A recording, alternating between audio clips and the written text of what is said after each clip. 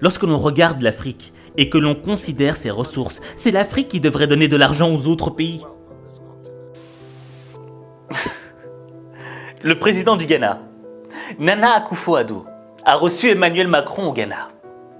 Et là, il lui a délivré un discours qui n'a pas juste laissé Emmanuel Macron sans voix, mais qui lui a mis une claque intellectuelle. Et pour découvrir ce discours, il te suffit de regarder ça.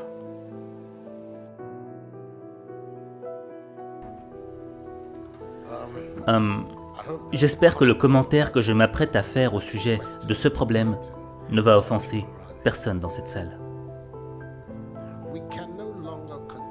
Nous ne pouvons plus continuer à mener dans nos pays, dans nos régions, dans notre continent, une politique sur la base de l'aide de l'Occident, de l'Europe, de l'Union européenne ou encore de la France. Cela n'a pas marché, ça ne marche pas et ça ne marchera pas. Il est de notre responsabilité de trouver des moyens pour développer nos nations par nous-mêmes.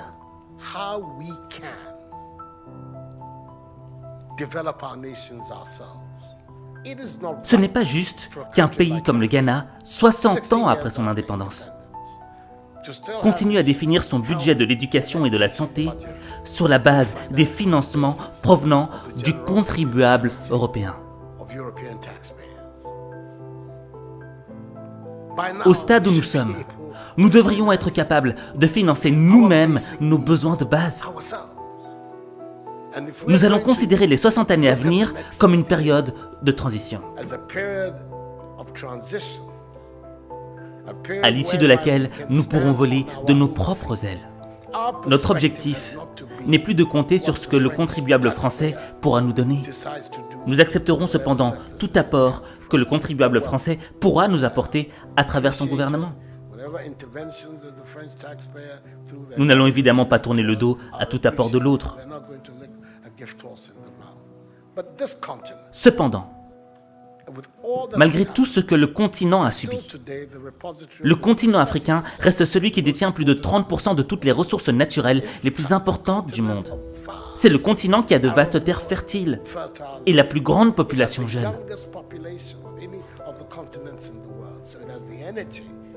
Ce qui constitue une énergie et un dynamisme dont ce continent a besoin. Regardez ces jeunes qui font preuve d'ingéniosité pour traverser le Sahara et la Méditerranée.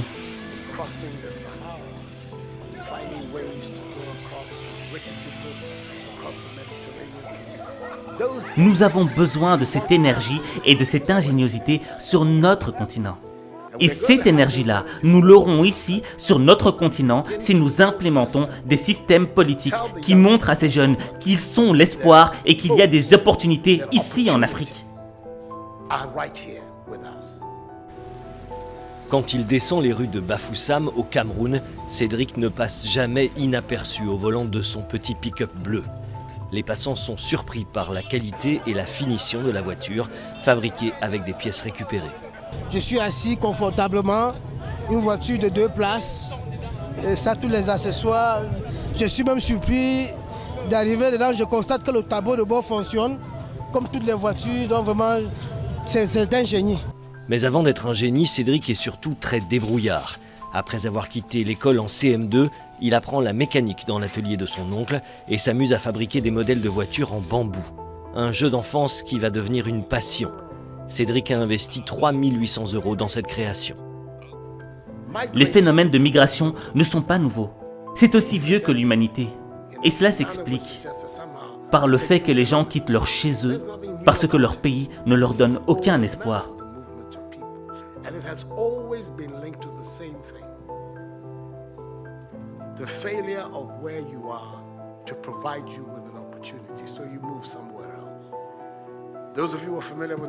Ceux d'entre vous qui connaissent l'histoire de l'Europe savent que les grandes vagues d'immigration en Europe au XIXe siècle partaient d'Italie et d'Irlande.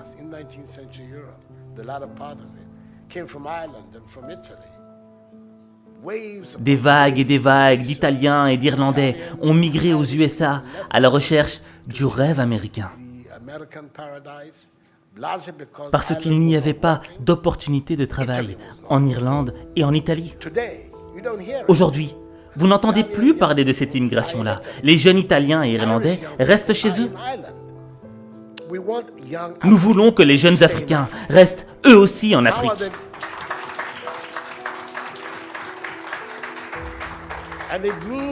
Pour cela, nous devons refuser cet état d'esprit d'assister. Cet état d'esprit qui consiste à demander ce que la France fera pour nous.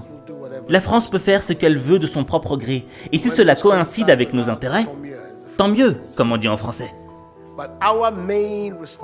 Mais notre principale responsabilité en tant que leader et en tant que citoyen, c'est de développer nos propres pays, de mettre sur pied des systèmes de gouvernance qui nous permettront d'avoir des leaders responsables de leurs actes et qui utilisent les moyens mis à leur disposition pour le bien du peuple et non pas pour leur propre intérêt.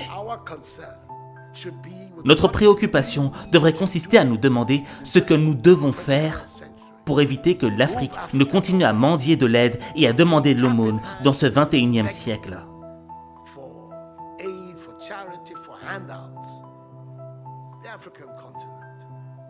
Lorsque l'on regarde l'Afrique et que l'on considère ses ressources, c'est l'Afrique qui devrait donner de l'argent aux autres pays. Sans vouloir offenser le président français, car je suis francophile et je n'ai aucun problème avec la coopération française.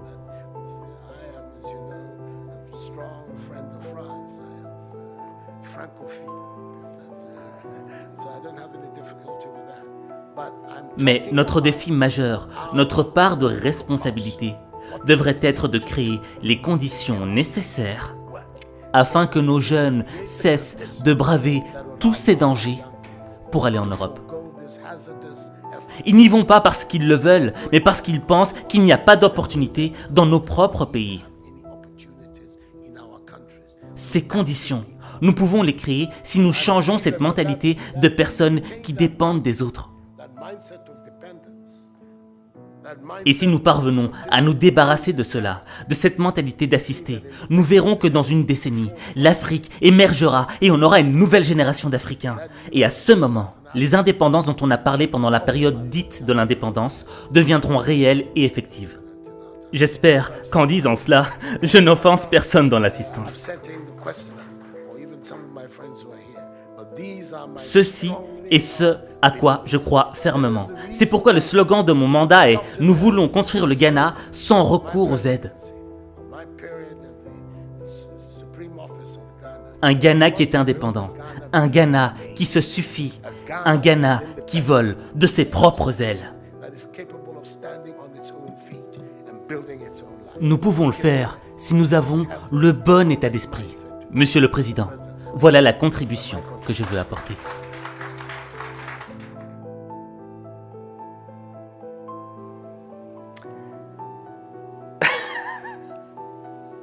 Ce président est trop fort. Ce président du Ghana est trop fort. Parce qu'il est là, il délivre un discours et après il dit « Hey, j'espère que j'ai blessé personne, hein, ok? Ouais, cool, hein. Mettez-vous à l'aise, mettez-vous à l'aise. Je vais juste vous mettre une petite fessée intellectuelle. » C'est un discours qui est rempli de vérité. D'accord? Et je pense que l'élément le plus important à retenir dans ce discours, c'est l'aspect de la dépendance. Il le dit. Il ne faut plus que l'Africain soit dépendant de la main qu'il nourrit. Le problème, c'est quoi?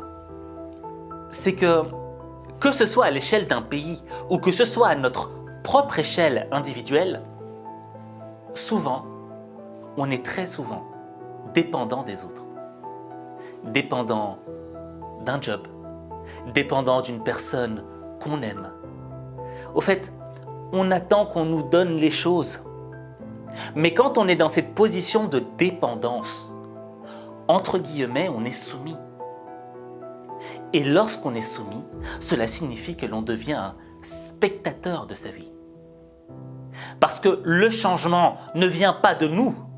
Le changement vient de celui qui nous donne la chose. Et là, le président Nana Akufo-Addo, il a compris que le vrai changement ne viendrait pas des autres, mais qu'il viendrait de nous-mêmes, de l'intérieur. Je le dis souvent, la seule variable du changement de ta vie, c'est toi. Tu es la seule variable. Et le premier pas que tu dois enclencher pour transformer ta vie, c'est ne plus être dépendant des autres, dépendant des hommes, dépendant d'un job, dépendant de l'argent, dépendant de ce que les autres pensent de toi. Tu dois être dépendant de toi-même.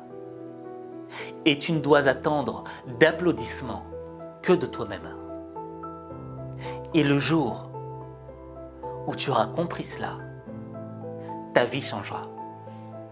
Parce que ta vie, il n'y a que toi qui peux la changer.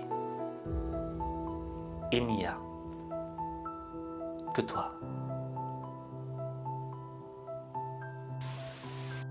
Alors, j'ai une question à te poser, d'accord? Ok, ce président ghanéen, il est trop fort. Mais est-ce qu'il n'y a pas un autre président qui t'a inspiré aussi?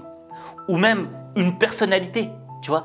Quelqu'un qui, à travers un discours, a peut-être changé quelque chose dans ta vie. Dis-le en commentaire. Et en fonction de ce que tu diras en commentaire, eh bien peut-être que j'en ferai une vidéo. Moi j'ai une idée, ce serait peut-être... Quand même, lui aussi il avait des sacrés discours. Bref, en tout cas, j'attends de lire ton commentaire. Et n'oublie pas aussi que ma masterclass est sortie, la masterclass Ultra Boost. Et si tu veux en savoir plus, il te suffit tout simplement de cliquer sur le lien que j'ai épinglé en commentaire. Sur ce, je te retrouve pour un prochain épisode.